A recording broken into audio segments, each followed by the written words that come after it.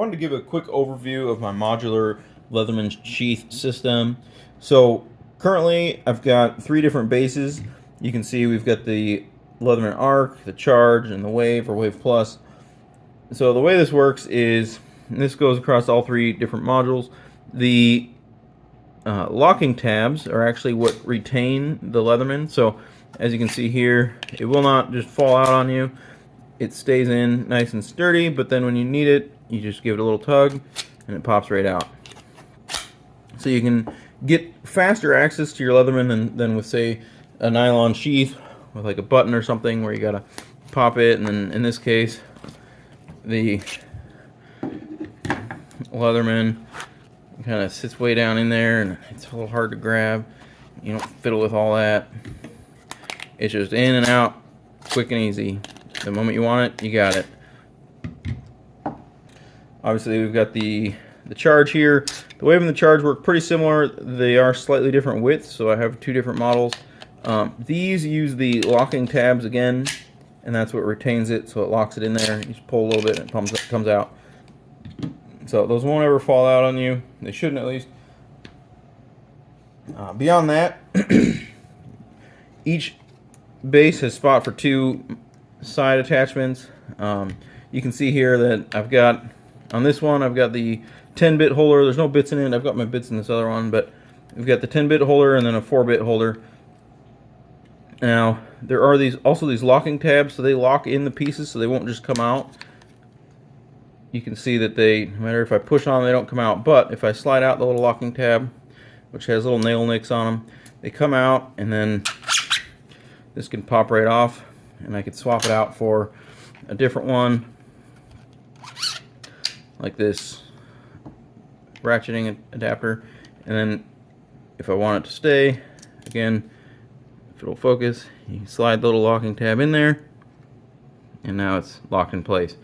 And there's a spot for a couple bits, like so, and of course your bit extender. So that's how the system works.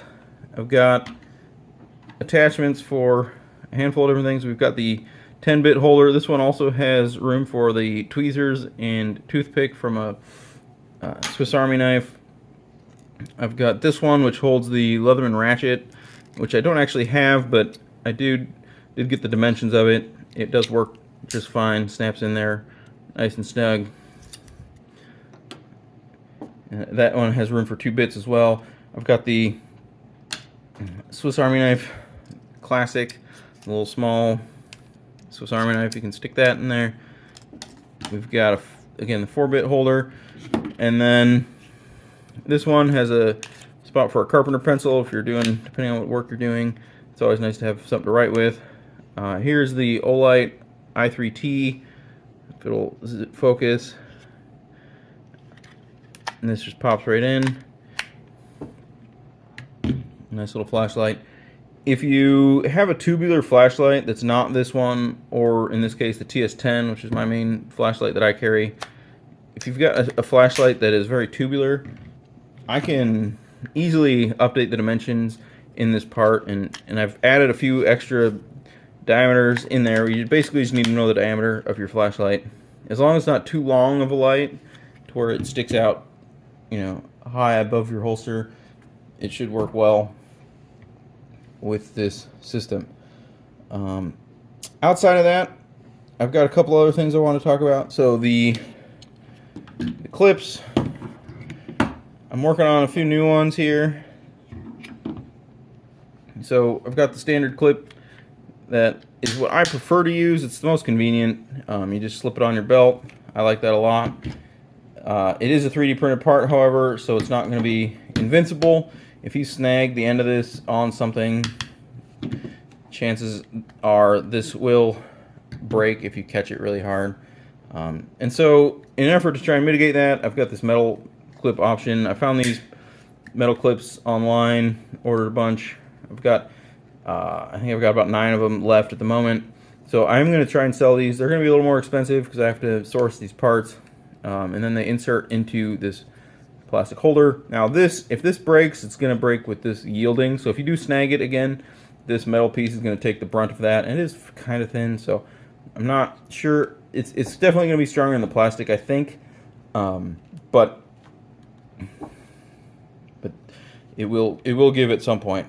And then last and probably the strongest would be just the standard loop. So this one, it attaches at the bottom here and the top. You're going to be really hard pressed to break that. So if you're concerned about durability, if you're hard on your stuff, print the loop. They slide on, it attaches at the bottom, it's really sturdy, and you just got to feed your belt through it. And last but not least, I'm working on this new tool. This is actually goes along with the bit extender. So if you've got the simple bit extender, this one's the Galvanox one. It should work with the Leatherman one, but I'm not as certain. Sorry, it's a lot of focus there. But the bit extender just stores down in here, and you can just stick this in your pocket. And as you can see, it's got room for 6 different bits around the handle. And if you want to extend it, you flip it around, and it snaps into the other end. Now it does click into place. It's nice and in there. And then these bits can pop out by hand. And there you go. You've got a nice screwdriver that fits in your pocket well. Can extend when you need it, and then when you want to pack it away, just flip it around, slide it in, put the bit away. And I've done a bit of testing, thumping this around. The bits don't come out. Now I'm sure if you drop it hard onto a concrete floor, the bits might pop out, but it does work well for what it is. If people are interested in that, I do have a holster or a holder that I'm working on for it. I have a couple tweaks to this that I haven't printed yet. We'll make it snap in and out the side instead of having to slide all the way down and make that kind of gross sound. But it does make it a little bulkier, so I currently prefer just keeping it in my pocket, but that is also going to be an option. If there's interest, I do have the P2 as well, and I've got a design for it. The problem is the P2 is thinner, and so the side rails get narrower, which means that all of my existing attachments no longer work. I could potentially keep it thick so that the existing attachments work. If you wanted to carry the P2, I could tweak the design like that. And that is something I'm considering if there's interest. Though to me, the beauty of the P2 is that it's more pocketable. And so if I carry the P2 if I'm rocking it in my pocket. If I need more functionality, I'll put this on my belt. But if you only have the P2 and you want the sheath, we could do that as well, though. Aside from that, that's pretty much where I'm at. I'd love to do a holster for the Wave Alpha, but I don't have one. And I haven't really. I've made some money on the Etsy store, but not really enough to justify dropping $200 on another Leatherman.